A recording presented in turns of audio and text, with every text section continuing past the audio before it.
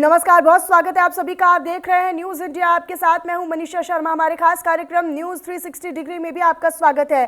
और इस special news show में हमारे संवाददाता, हमारे रिपोर्टर्स हर बड़ी खबर आपके सामने रखने वाले हैं। देश और दुनिया के हर कोने से पूरी पैनी नजर के साथ न्यूज इंडिया का कैमरा आपके लिए लेकर आएगा वो तमाम बड़ी और अहम खबरें जो होंगी दमदार भी और असरदार भी। तो देश के कोने कोने से सभी बड़ी और अहम खबरें एक बुलेटिन में देखिए।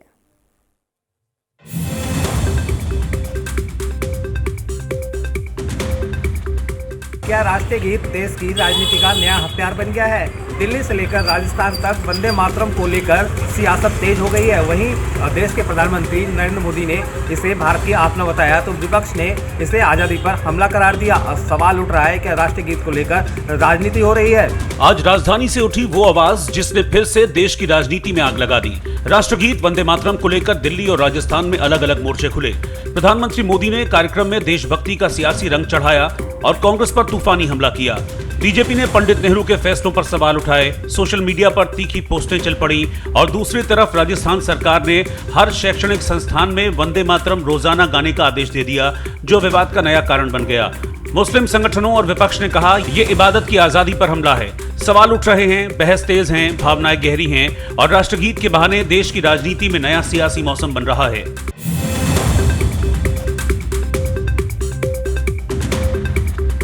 देश के कई राज्यों में सड़क और हाईवे पर घूम रहे आवारा पशुओं को लेकर के सुप्रीम कोर्ट ने अब सख्त टिप्पणी की है। आज सुप्रीम कोर्ट ने आदेश पारित किया है। उस आदेश में तमाम राज्य सरकारों को निर्देशित किया गया है कि वो अपने अपने राज्यों में जो भी सचिव, मुख्य सचिव हैं, वो सुनिश्चित कराएं कि उन्होंने आवारा पशुओं को अलग स्थान दिया है, यानी कि अस्पताल, स्कूल, कॉलेज, बस स्टैंड से पूरी तरह से हटा दिए जाएं, क्योंकि ये भी माना जा रहा है कि ऐसे भीड़ भाड़ वाले इलाकों में ही अक्सर आवारा पशु हमला कर देते हैं। सुप्रीम कोर्ट से बड़ा आदेश सामने आया कि अब सड़कों पर खुले घूमते आवारा कुत्ते और पशु नहीं दिखाई देंगे। देश भर में राजस्थान हाईकोर्ट का आदेश लागू होगा, यानी अब हर स्टेट और नेशनल हाईवे को इन जानवरों से पूरी तरह मुक्त करना होगा। जस्टिस विक्रमनाथ, जस्टिस संदीप मेहता और जस्टिस NV अंजारिया की बेंच ने कहा, अस्पतालों, स्कूलों और कॉलेजों में बाड़ लगाई जाए ताकि आवारा कुत्ते कैंपस में दाखिल ना हो। कोर्ट ने सख्त लहजे में कहा कि पकड़े गए कुत्तों को उसी जगह वापस नहीं छोड़ा जाएगा। देश के सभी मुख्य सचिवों को अब 3 हफ्तों में स्टेटस रिपोर्ट और हलफनामा दाखिल करना होगा। कोर्ट ने साफ चेतावनी दी है कि आदेश का पालन न हुआ तो कार्रवाई तय है।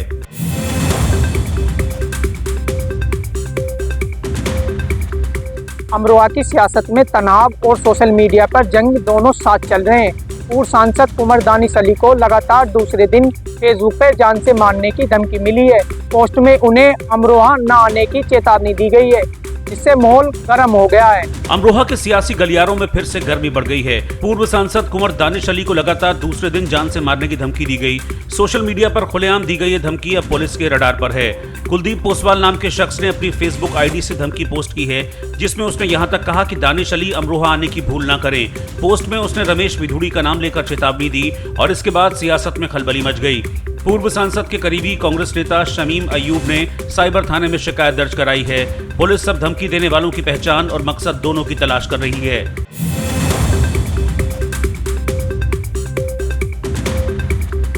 इंडोनेशिया की राजधानी जकार्ता में आज जुमे की नमाज के दौरान एक जोरदार धमाका हुआ। इस धमाके में करीब 50 लोग घायल हुए हैं, जिनमें से दर्जनों की हालत गंभीर बनी हुई है। गंभीर हालत वालों को ट्रामा सेंटर में भर्ती कराया गया, जिनका फिलहाल उपचार जारी है।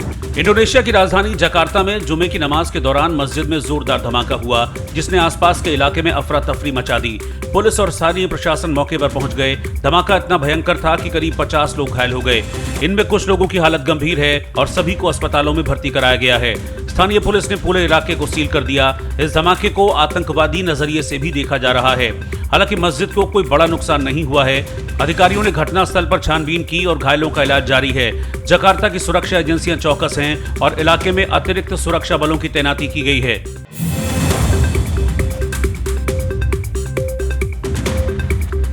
सौरभ हत्याकांड में एक नया मोड़ आ गया है। सौरभ के ससुर यानी मुस्कान के पिता ने अपने घर के बाहर एक बोर्ड लगा दिया है कि यह मकान बिकाऊ है। आखिर वह इस मकान को क्यों बेचना चाहते हैं और इस मकान को बेचने के बाद वह कहां शिफ्ट होंगे। मेरठ के ब्रह्मपुरी इलाके में मुस्कान के परिवार की जिंदगी एक हादसे के बाद पूरी तरह से बदल गई है। बेटे साहिल की हत्या के आरोप में जेल जाने के बाद परिवार का समाज से संपर्क कट गया। उनके मकान पर "मकान बिकाऊ है" के पोस्टर लग गए। पिता प्रमोद रस्तोगी का ज्वेलरी का कारोबार ठप पड़ गया। भाई की नौकरी चली गई और बहन के ट्यूशन सेंटर में बच्चे आने बंद हो गए। पड़ोसियों के मुताबिक परिवार को सोशल बॉयकॉट का सामना करना पड़ रहा है। हाल ही में प्रमोद रस्तोगी की डिप्रेशन के चलते तबीयत बिगड़ गई और उन्हें अस्पताल में भर्ती कराया गया। परिवार ने अपने मकान से "बिकाऊ है" के पोस्टर खुद हटा दिए।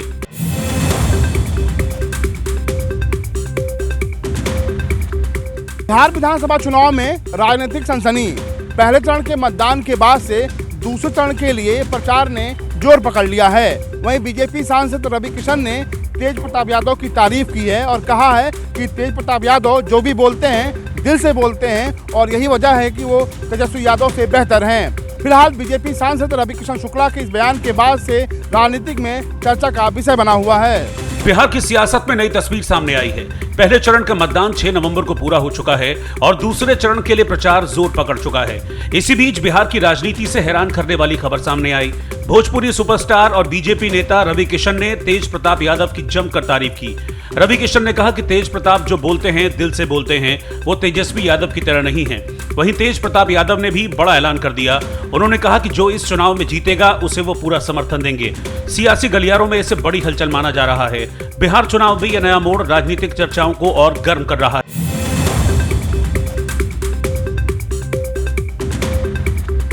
बिहार के भागलपुर में देश के प्रधानमंत्री मोदी और अमित शाह पर राहुल गांधी ने वोट चोरी का आरोप लगाया। उन्होंने कहा कि पहले हमारे पास सबूत नहीं थे, लेकिन अब ब्लैक एंड व्हाइट सबूत है। इसी के साथ उन्होंने कहा कि बिहार का जेनजी किसी भी कीमत पर वोट चोरी नहीं होने देगा।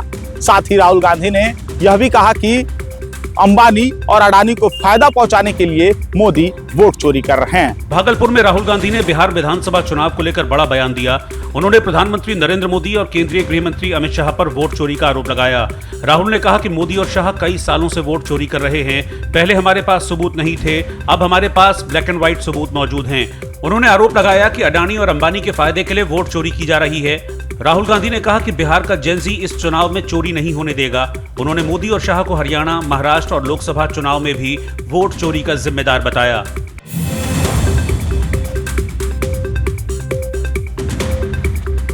बॉलीवुड की दुनिया में खुशियों की बारिश। जी हाँ, कैटरीना कैफ और विक्की कौशल ने अपने पहले बच्चे का किया स्वागत। 42 साल की उम्र के अंदर कैटरीना कैफ बनी मां और विक्की कौशल बने पिता। नए मेहमान के आने से दोनों ही बेहद खुश हैं। बॉलीवुड के पावर कपल कैटरीना कैफ और विक्की कौशल ने आज एक खुशखबरी दी। शादी के 4 साल बाद 7 नवंबर 2025 को कैटरीना ने बेटे को जन्म दिया। ये कपल का पहला बच्चा है और दोनों स्टार्स खुशी से झूम रहे हैं। 42 साल की उम्र में मां बनने के कारण डॉक्टरों ने कैटरीना पर खास ध्यान दिया। इस उम्र में नॉर्मल डिलीवरी और सिजेरियन दोनों में जोखिम होते हैं, लेकिन डॉक्टर्स ने सुरक्षित डिलीवरी सुनिश्चित की। कैटरीना और विक्की ने सोशल मीडिया पर पोस्ट कर लिखा, हमारी खुशियों की सौगात आ गई है। अपार कृतज्ञता के साथ हम अपने नन्हे मेहमान का स्वागत करते हैं। फैंस और फिल्म इंडस्ट्री दोनों ही इस खुशी में शरीक हैं। दोनों की शादी के बाद ये पहला बच्चा है और अब परिवार में नए मेहमान के आने से कपल की खुशी दोगुनी हो गई है।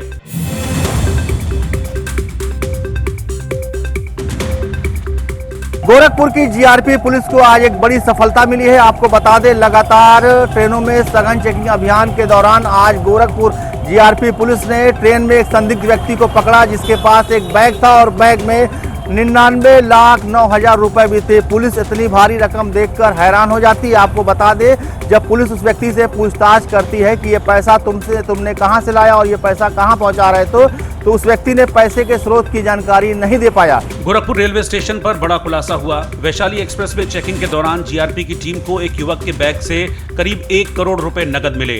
इतनी बड़ी रकम देखकर पुलिस भी हैरान रह गई। पूछताछ में युवक मुकुंद माधव ने बताया कि वो सिर्फ बैग ले जा रहा था, लेकिन उसे पैसे का सोर्स नहीं पता। आयकर विभाग को सूचना दी गई तो जांच शुरू की गई। आशंका है कि यह रकम बिहार विधानसभा चुनाव में काले धन के तौर पर इस्तेमाल की जाने वाली थी। रेलवे और खुफिया एजेंसियां पूरे मामले की पड़ताल कर रही हैं। रेलवे प्लेटफॉर्म नंबर 1 पर सुबह 7:10 पर चेकिंग के दौरान टीम ने इस युवक को संदिग्ध हालत में देखा। जब इसकी तलाशी ली गई तो 500 के नोटों की गड्डियों में करीब 1 करोड़ रुपए बरामद हुए।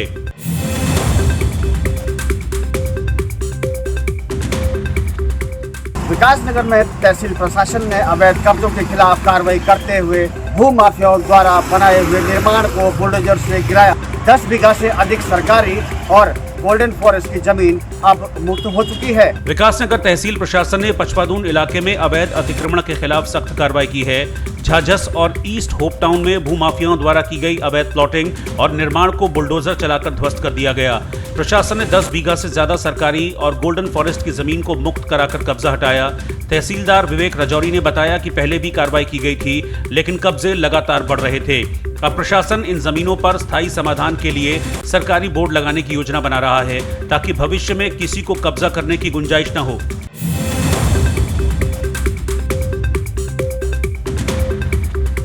आजमगढ़ के गंभीरपुर थाना क्षेत्र में विशालकाय अजगर देखने से ग्रामीणों में डर फैल गया।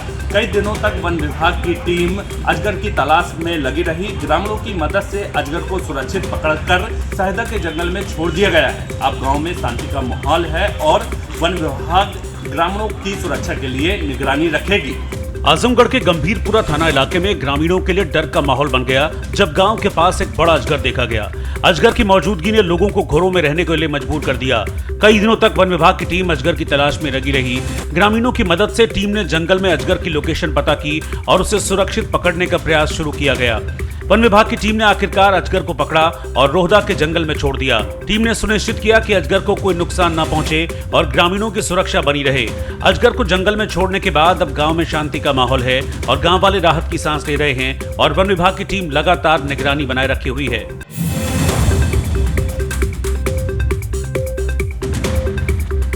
बुलंदशहर के प्राइवेट अस्पताल में उपचार के दौरान एक महिला की मौत हो गई।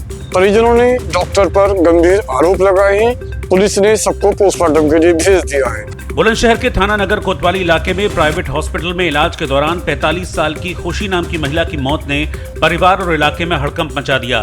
परिजनों का आरोप है कि डॉक्टर ने गलत इंजेक्शन लगाया, जिससे महिला की जान चली गई। सूचना मिलते ही पुलिस मौके पर पहुंची और शव को पोस्टमार्टम के लिए भेज दिया।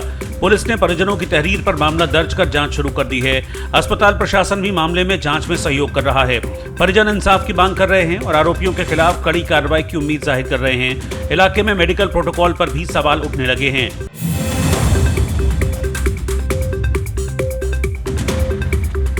बोकारो के जरीडीह में अवैध आरा मशीन पर वन विभाग का छापा। भारी मात्रा में लकड़ी जब्त, आरा मशीन सील और इसके साथ ही संचालक फरार, लेकिन पुलिस ने मामला दर्ज कर लिया है। बोकारो में अवैध लकड़ी के कारोबार पर वन विभाग की टीम ने बड़ी कार्रवाई की। जरीडीह में बिना लाइसेंस के चल रही आरा मशीन पर छापा मारा गया। जांच के दौरान वन विभाग की टीम को पता चला कि 2015 और 2016 में ही मशीन का लाइसेंस खत्म हो चुका है। भारी मात्रा में ताजा लकड़ी और लकड़ियों की चिराई के लिए इस्तेमाल की जाने वाली 2 मशीनें मौके पर मौजूद थीं। छापेमारी के दौरान मशीन के कर्मचारी भाग गए। वन विभाग ने मशीन को सील कर भारी मात्रा में लकड़ी जब्त की है और मशीन संचालकों के खिलाफ वन अधिनियम के तहत केस दर्ज किया गया है।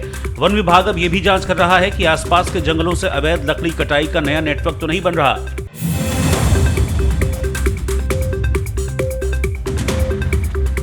हमीरपुर सड़क पर तस्दी 3 बाइक सवार मजदूरों को डीसीएम ने रौंदा। तीनों की मौके पर दर्दनाक मौत। ग्रामीणों ने विरोध पर रोड जाम किया और पत्थरबाजी भी की।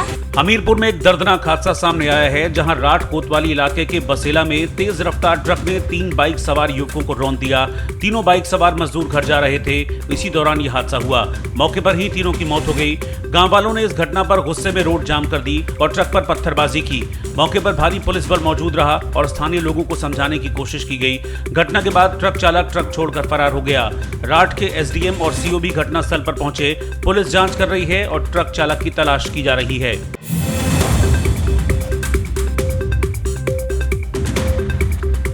पुलिस ने 200 लोगों के चेहरे पर खुशी लाने का काम किया है। गाजियाबाद सिटी जोन पुलिस ने ऐसे 200 मोबाइल ढूंढ निकाले हैं जो लोगों के या तो चोरी हुए थे या गुम हो गए थे या स्नैचिंग हो गए थे। गाजियाबाद पुलिस ने अलग अलग राज्यों से 200 मोबाइल बरामद किए हैं, जिनकी कीमत करीब 50 लाख रुपए है। मोबाइल पाकर जिन लोगों को मोबाइल वापस मिले हैं उनके चेहरे पर खुशी देखने लायक थी, क्योंकि वो लोग उम्मीद छोड़ चुके थे कि इनके मोबाइल फ़ोन वापस मिलेंगे। सिटी जोन के अलग अलग थाना क्षेत्रों से ये मोबाइल स्नैचिंग हुए थे या खोए थे। अब गाजियाबाद पुलिस ने ऐसे 200 मोबाइलों को ढूंढकर उनके स्वामियों को सौंप दिया है। गाजियाबाद पुलिस ने बड़ी कार्रवाई करते हुए चोरी और लूट के 200 मोबाइल फोन बरामद किए हैं और उन्हें उनके असली मालिकों को लौटा दिया। बरामद मोबाइलों की कीमत करीब 50 लाख बताई जा रही है। पुलिस कमिश्नरेट के मुताबिक शहर के अलग अलग थानों में मोबाइल चोरी और स्नैचिंग के कई मामले दर्ज थे। सर्विलांस और स्वात की टीम ने तकनीकी मदद से फोन की लोकेशन ट्रेस कर उन्हें बरामद किया। कविनगर, विजयनगर, नंदग्राम, मधुबन, बापूधाम और सिहानी गेट थानों की टीमों ने इस अभियान में मिलकर काम किया। बरामद फोन CII पोर्टल पर मिले डेटा के आधार पर मालिकों को लौटाए गए। पुलिस ने कहा कि यह अभियान जारी रहेगा ताकि आम जनता की खोई हुई चीजें जल्द से जल्द उन्हें वापस मिल सकें और चोरी की घटनाओं पर अंकुश लगाया जा सके।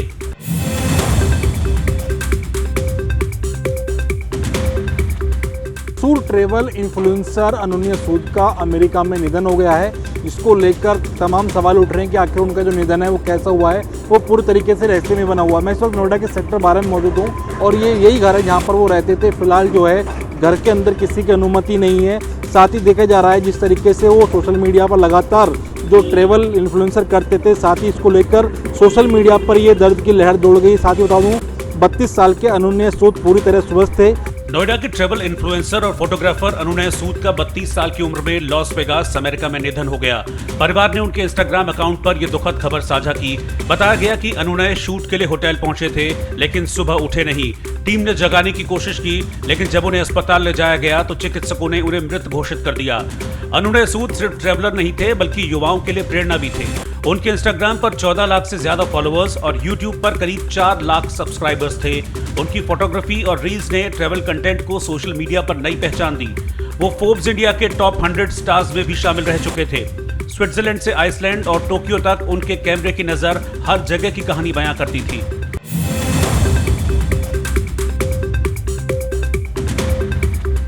भारत में रहकर दुबई में ब्लैक मनी से प्रॉपर्टी खरीदने वालों के खिलाफ आज केंद्रीय जांच एजेंसी ED यानी परिवर्तन निदेशालय ने कार्रवाई को अंजाम दिया है। दिल्ली के करीब आधा दर्जन लोकेशन पे आज सुबह से ही छापेमारी चल रही है। इस वक्त भी हम पृथ्वीराज रोड पर मौजूद हैं। मैं कहूँगा दिखाएं अपने सहयोगी से, ये वो बंगला है, यहाँ इसके अंदर भी छापेमारी की कार्रवाई चल रही है। आज सुबह से यहाँ ED की टीम पहुंची हुई है। और राजधानी दिल्ली के लुटियन इलाके पृथ्वीराज रोड में ED द्वारा बड़े पैमाने पर सर्च ऑपरेशन चलाया जा रहा है। जांच एजेंसी का फोकस उन लोगों पर है जिन्होंने कथित रूप से ब्लैक मनी को दुबई में निवेश किया। जानकारी के मुताबिक कई महत्वपूर्ण सबूत बरामद किए गए हैं। सर्च की कार्रवाई वकीलों और प्रॉपर्टी डीलर्स के आवासों पर भी की जा रही है। एजेंसियों की कई गाड़ियां और अधिकारी मौजूद हैं। ये लोकेशन ED मुख्यालय से बेहद करीब है। नई दिल्ली के लगभग 1 दर्जन लोकेशंस पर यह अभियान चलाया गया। सर्च ऑपरेशन का मकसद वित्तीय अनियमितताओं और काले धन के प्रवाह को ट्रेस करना बताया गया है।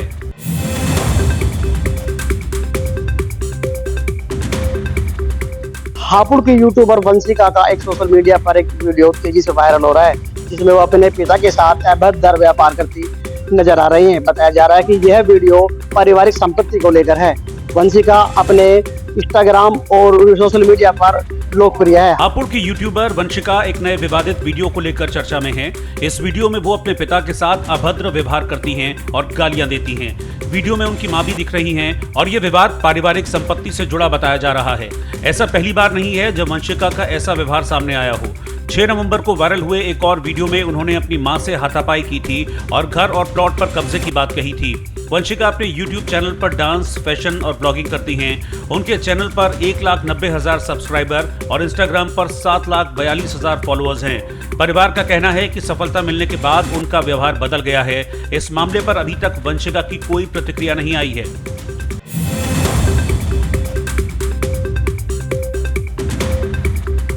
सुप्रीम कोर्ट ने भारतीय तेज गेंदबाज मोहम्मद शमी की पत्नी को फटकार लगाई है। कोर्ट ने कहा कि हर महीने 4 लाख रुपए पर्याप्त नहीं। हसीन जहां ने गुजारे भत्ते के रूप में हर महीने 10 लाख रुपए देने की मांग की है। उसके बाद कोर्ट ने पश्चिम बंगाल सरकार और शमी को नोटिस भेजा है। भारतीय क्रिकेटर मोहम्मद शमी की पत्नी हसीन जहां को सुप्रीम कोर्ट की फटकार मिली है। कोर्ट ने हसीन जहां से कहा क्या हर महीने 4 लाख रुपए पर्याप्त नहीं है। यह विवाद तब उठा जब हसीन जहां ने कलकत्ता हाईकोर्ट के आदेश के खिलाफ अपील की थी। हाईकोर्ट ने शमी को 2.5 लाख रुपए बेटी और 1.5 लाख रुपए पत्नी को गुजारे भत्ते के रूप में देने का आदेश दिया था। हसीन जहां ने इस राशि को नाकाफी बताते हुए सुप्रीम कोर्ट से हर महीने 10 लाख रुपए की मांग की थी। सुप्रीम कोर्ट ने इस मामले में पश्चिम बंगाल सरकार और शमी को नोटिस जारी किया है और 4 हफ्तों में जवाब मांगा है। इस फैसले पर देश की नजरें टिकी हुई हैं।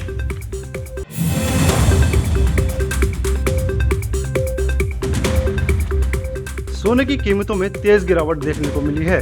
पिछले 21 दिनों में सोने की कीमत 10,774 रुपए घटकर आज 1,20,100 रुपए प्रति 10 ग्राम पर आ गई है।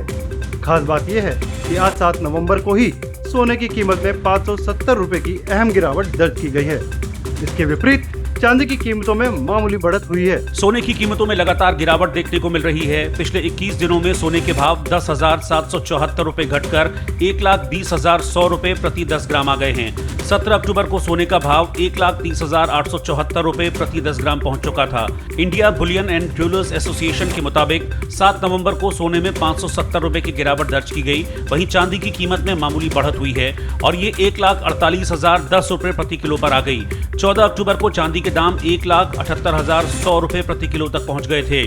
IBJA के रेट्स में GST, मेकिंग चार्ज और ज्वेलर्स मार्जिन शामिल नहीं होते। इसका इस्तेमाल RBI सोवरेन गोल्ड बॉन्ड और बैंक गोल्ड लोन रेट तय करने के लिए करता है।